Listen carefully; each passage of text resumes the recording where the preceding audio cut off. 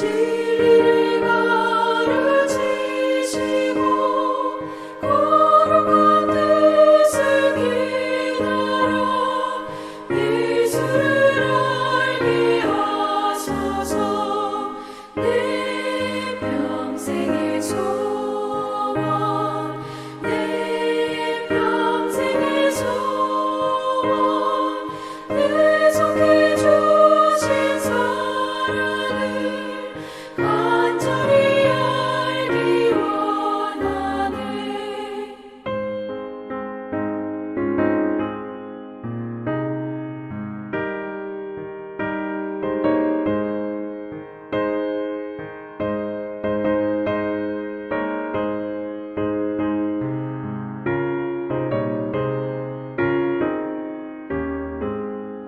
성령의 감화 받아서 하나님 말씀 배우니 그 말씀 한절한절이 내 맘에 교훈되도다. 내 평생의 소원, 내 평생의 소원, 계속해 주신 사랑을 간절히 알기 원하네. 예수가 계신 보좌는 영광에 둘려 있도다. 평화의 왕이 오시니 그 나라 왕성하도다. 내 평생의 소원, 내 평생의 소원, 계속해 주신 사랑을 간절히 알기 원하네.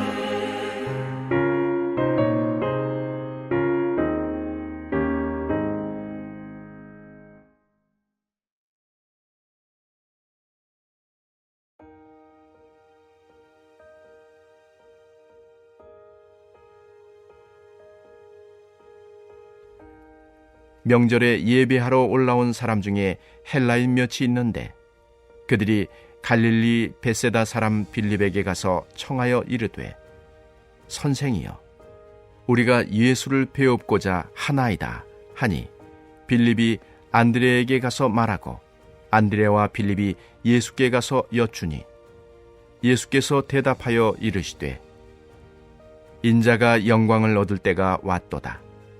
내가 진실로 진실로 너희에게 이르노니 한 알의 밀이 땅에 떨어져 죽지 아니하면 한 알 그대로 있고 죽으면 많은 열매를 맺느니라. 자기의 생명을 사랑하는 자는 잃어버릴 것이요 이 세상에서 자기의 생명을 미워하는 자는 영생하도록 보존하리라. 사람이 나를 섬기려면 나를 따르라. 나 있는 곳에 나를 섬기는 자도 거기 있으리니 사람이 나를 섬기면 내 아버지께서 그를 귀히 여기시리라. 지금 내 마음이 괴로우니 무슨 말을 하리요? 아버지여, 나를 구원하여 이때를 면하게 하여 주옵소서. 그러나 내가 이를 위하여 이때에 왔나이다. 아버지여, 아버지의 이름을 영광스럽게 하옵소서 하시니 이에 하늘에서 소리가 나서 이르되 내가 이미 영광스럽게 하였고 또다시 영광스럽게 하리라 하시니 곁에 서서 들은 무리는 천둥이 울었다고도 하며 또 어떤 이들은 천사가 그에게 말하였다고도 하니 예수께서 대답하여 이르시되 이 소리가 난 것은 나를 위한 것이 아니요 너희를 위한 것이니라. 이제 이 세상에 대한 심판이 이르렀으니 이 세상의 임금이 쫓겨나리라. 내가 땅에서 들리면 모든 사람을 내게로 이끌겠노라 하시니 이렇게 말씀하심은 자기가 어떠한 죽음으로 죽을 것을 보이심이로라. 이에 무리가 대답하되 우리는 율법에서 그리스도가 영원히 계신다함을 들었거늘 너는 어찌하여 인자가 들려야 하리라 하느냐? 이 인자는 누구냐? 예수께서 이르시되 아직 잠시 동안 빛이 너희 중에 있으니 빛이 있을 동안에 다녀 어둠에 붙잡히지 않게 하라. 어둠에 다니는 자는 그 가는 곳을 알지 못하느니라. 너희에게 아직 빛이 있을 동안에 빛을 믿으라. 그리하면 빛의 아들이 되리라. 할렐루야. 오늘 말씀을 통해 하나님의 크신 은혜와 사랑이 넘쳐나길 간절히 소망합니다. 오늘 본문은 요한복음 12장 20절에서 36절입니다. 예수님께서는 예루살렘에 입성하신 후의 이야기가 오늘 본문입니다. 오늘 말씀은 유대인뿐만 아니라 이방인들에게도 복음이 전해지길 바라는 그 예수님의 마음이 담긴 말씀입니다. 복음은 유대인들의 소유가 아닌 우리 모두를 향한 하나님의 사랑이기 때문입니다. 그래서 유대인이 아닌 헬라인의 이야기를 담았는데 이 헬라인들은 오늘 예수님을 만나기 위해 찾아갔습니다. 그러자 예수님께서는 인자가 영광을 얻을 때가 왔다고 말씀하십니다. 영광을 얻을 때가 왔다라고 하면 우리는 보통 우리가 높아지거나 큰 환호를 받는 그런 모습을 떠오릅니다. 하지만 예수님께서 말씀하신 영광은 그와 정반대였습니다. 바로 자신이 곧 십자가에 죽게 된다는 것을 암시하는 말씀이셨습니다. 여러분, 어떻게 죽는 것이 영광이 될 수 있을까요? 죽음이 영광이 될 수 있는 이유는 예수님께서 이 땅에 오신 목적을 생각하면 이해할 수 있습니다. 예수님께서 이 땅에 오신 이유는 죄로 인해 죽을 수밖에 없는 우리를 대신하여 십자가를 지기 위해 오셨기 때문입니다. 그로 인해 하나님과 우리 사이에 막힌 담을 허물어뜨리시고 우리를 하나님께로 인도하셨습니다. 그 십자가를 지실 시간이 가까이 왔기에 예수님은 영광을 얻을 때가 왔다라고 말씀하신 것입니다. 참으로 역설적인 진리라 할 수 있습니다. 그리고 예수님께서는 비유를 통해서 설명하셨습니다. 오늘 24절을 보면 내가 진실로 진실로 너희에게 이르노니 한 알에 미리 땅에 떨어져 죽지 아니하면 한 알 그대로 있고 죽으면 많은 열매를 맺느니라. 아멘. 이 비유는 예수님 자신을 나타내고 계십니다. 예수님께서 우리를 위해 죽으심으로 우리가 새로운 생명을 얻을 수 있게 되었습니다. 예수님의 그 고결한 희생과 그 사랑을 통하여서 죽을 수밖에 없는 우리가 새로운 생명, 더 나아가서 영원한 생명을 선물로 거저 받을 수 있게 되었다는 것입니다. 여러분, 이 놀라운 말씀을 들을 때마다 여러분들의 마음속엔 어떠한 마음이 드십니까? 설교의 왕자라고 알려졌던 스펄전 목사님이 어느 날 서재에서 흐느끼며 울고 있었다고 합니다. 그러자 부인이 와서 왜 울고 있냐고 물어보니 스펄전 목사님은 이렇게 말씀하셨습니다. 십자가를 생각해도 더 이상 눈물이 나지 않아 울고 있습니다. 라고 말입니다. 스펄전 목사님은 십자가의 은혜를 잊은 자신의 모습에 너무나 괴로워서 흐느껴 울 수밖에 없었다고 고백합니다. 사랑하는 성도 여러분, 여러분들의 마음은 어떠합니까? 예수님께서 우리를 위해 십자가를 지셨다는 그 놀라운 은혜가 지금도 여러분들의 삶 속에는 감격이 되고 계십니까? 그렇지 않는다면 우리는 회개해야 합니다.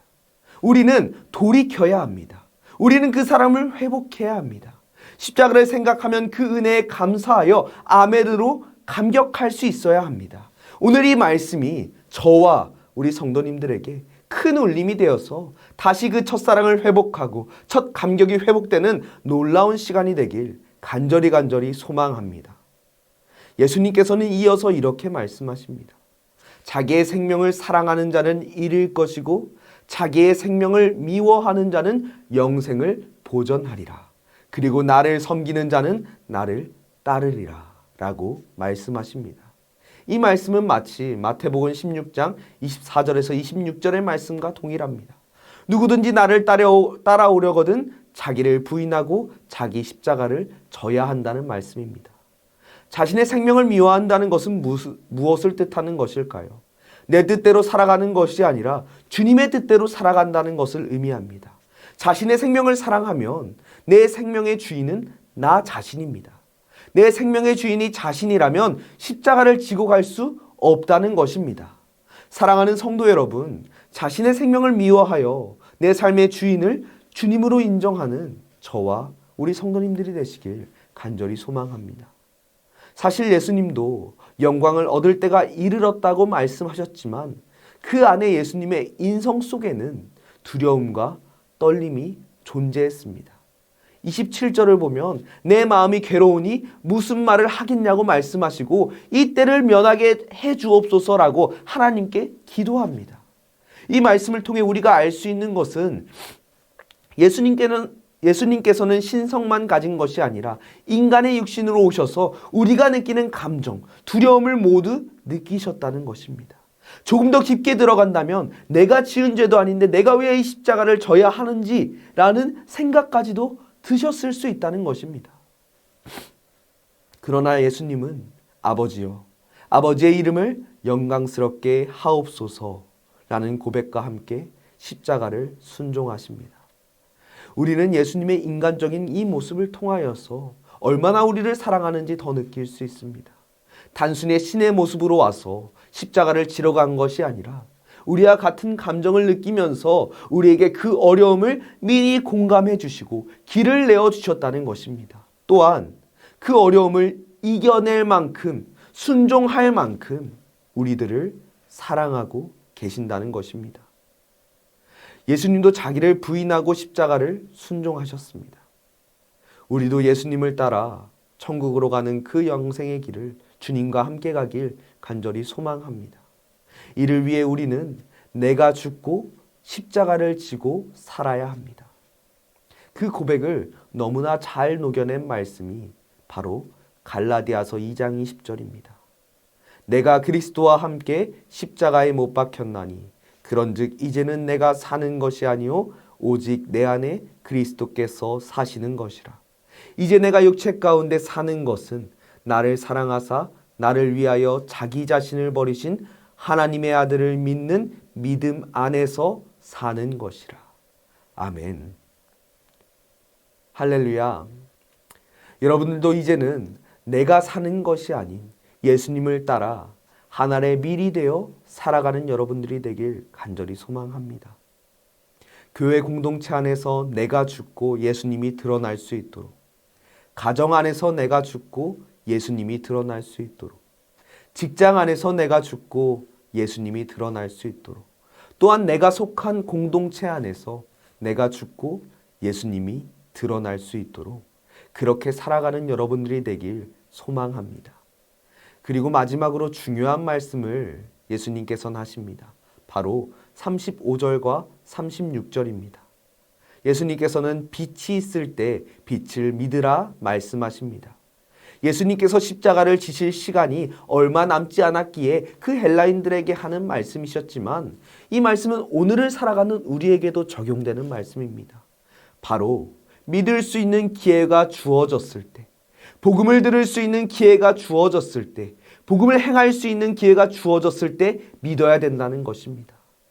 요즘 세상에는 너무나 안타깝고 마음 아픈 일들이 많이 일어나고 있습니다.